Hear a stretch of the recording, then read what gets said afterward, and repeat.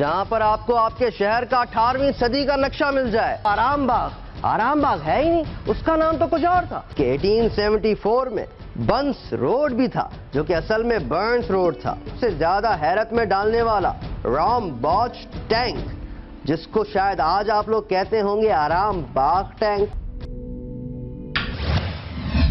السلام علیکم, میں ہوں علی بھنگر اور لایا ہوں آپ کے لیے عجوبہ خزانہ. ایسا عجوبہ خزانہ جو صدیوں سے چلتا آ رہا ہے اور لگتا ہے کہ صدیوں تک چلتا رہے گا. پھر چلیے, آج کوئی انتظار نہیں کریں گے ہم, کیونکہ آج عجوبے بتانے اور دکھانے کے لیے بہت کچھ ہے. یہ ہے ہمارا آج کا عجوبہ خزانہ.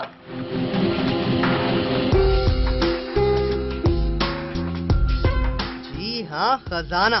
اور خزانے کی تو بہت اہمیت ہوتی ہے, خواہ وہ کسی بھی صورت میں ہو.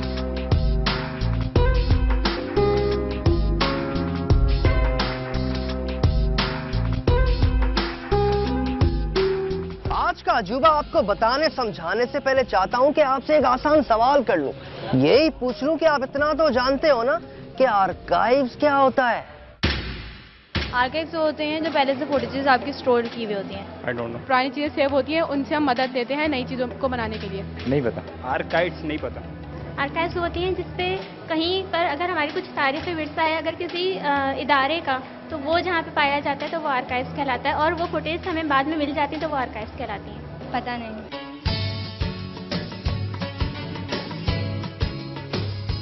آرکائیوز یونانی لفظ آرکون سے ماخوذ ہے, جس کی معنی وہ جگہ یا عمارت ہے جہاں رسائل, کتب, سرکاری, نیم سرکاری یا نجی دستاویزات وغیرہ محفوظ ہو اور اسے بوقت ضرورت مطالعہ یا دیگر تحقیقی کاموں کے لیے استعمال میں لایا جا سکتا ہو.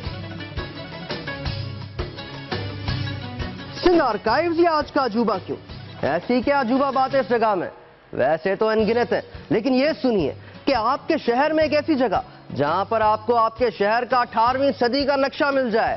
اب آئے گا مزہ جب میں آپ کو دکھاؤں گا شہر کراچی کا پرانا نقشہ, اور پتا چلے گا کہ آپ کا آرام باغ ہے ہی نہیں, اس کا نام تو کچھ اور تھا اور آپ نے کچھ کا کچھ بنا لیا.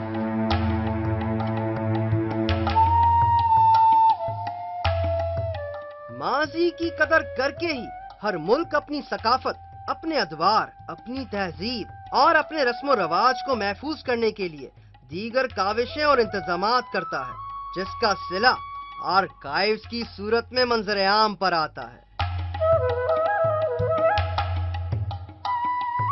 اور ایسی ہی عجوبہ کاوشوں میں سے ایک کاوش سندھ آرکائیوز بھی ہے, جسے سندھ کا پہلا آرکائیوز ہونے کا اعزاز بھی حاصل ہے.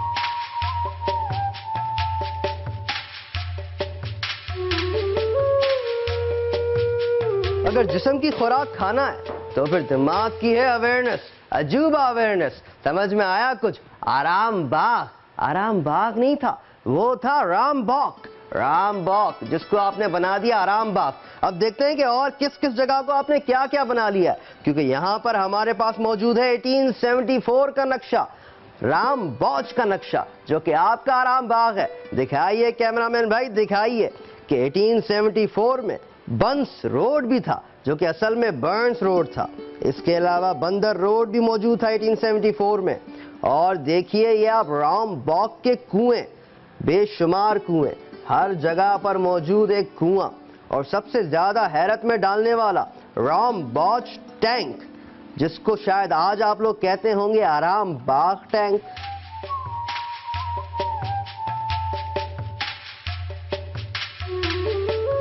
سندھ آرکائیوز کی بنیاد 1976 میں سندھ کے نامور اسکالر پیار علی علانہ کی تجویز پر رکھی گئی,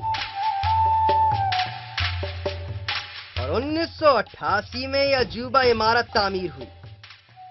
اور اس وقت سے لے کر اب تک اس عمارت میں کام کرنے والے افراد سندھ کی قدیم تاریخ کے قیمتی اور انمول خزانوں کو محفوظ کرنے کے عمل میں مصروف ہیں.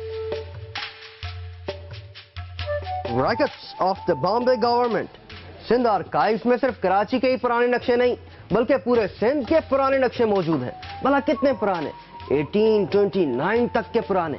یہ دیکھیے یہاں پر نواب شاہ, لاڑکانہ, شکارپور کے پرانے نقشے موجود ہیں. اب سندھی میں ایک کہاوت ہے کہ حجئی ناڑو تو گم لاڑکانو, مطلب اگر پیسہ ہے तो घूमो लाड़काना। अब समझ में आता है कि ये कहावत शायद 1829 के लिए ही थी।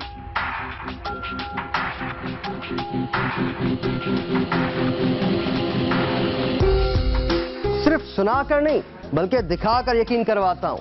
यह है लाड़काना का नक्शा 18वीं सदी का, जिसे देखकर मुझे लग ही नहीं रहा कि यह 18वीं सदी का लाड़काना है। इसके अलावा सिंध से मुतालिक ऐसे कदीम नक्शे जिनमें डिस्ट्रिक्ट और तहसील वाज़े तौर पर नुमायां हैं, जिन्हें ऐसी हालत में महफूज किया गया है कि इनसे कभी भी फायदा हासिल किया जा सकता है। और ये एक ऐसा अजूबा सरमाया और विरासत है जो हर दौर में अजूबा अनमोल हैसियत का हामिल रहेगा। अब समझ में आता है कि क्यों कहते हैं कि तारीख से हमें सबक मिलता है। कुछ समझ में आ रहा है। अब इस रिपोर्ट में समझिए कि आर्काइव्स कितनी जरूरी है हमारे लिए और कहां कहां मौजूद है आर्काइव्स आपके ही मुल्क में और आपको पता ही नहीं।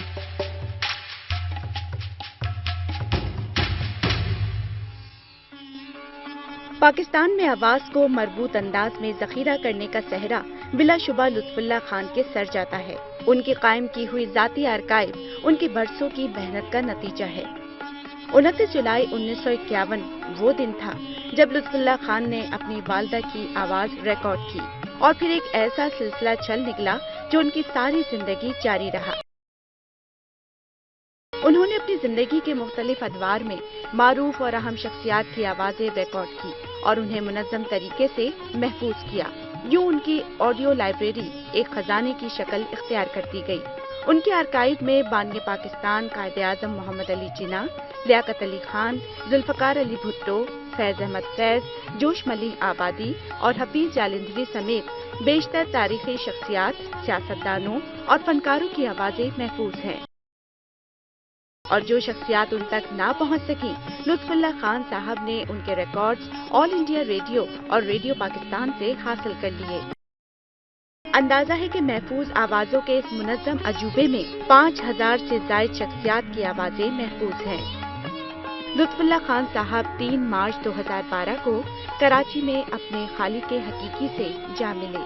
आखिरी दिनों में वो अपने तमाम रिकॉर्ड्स डिजिटलाइज कर रहे थे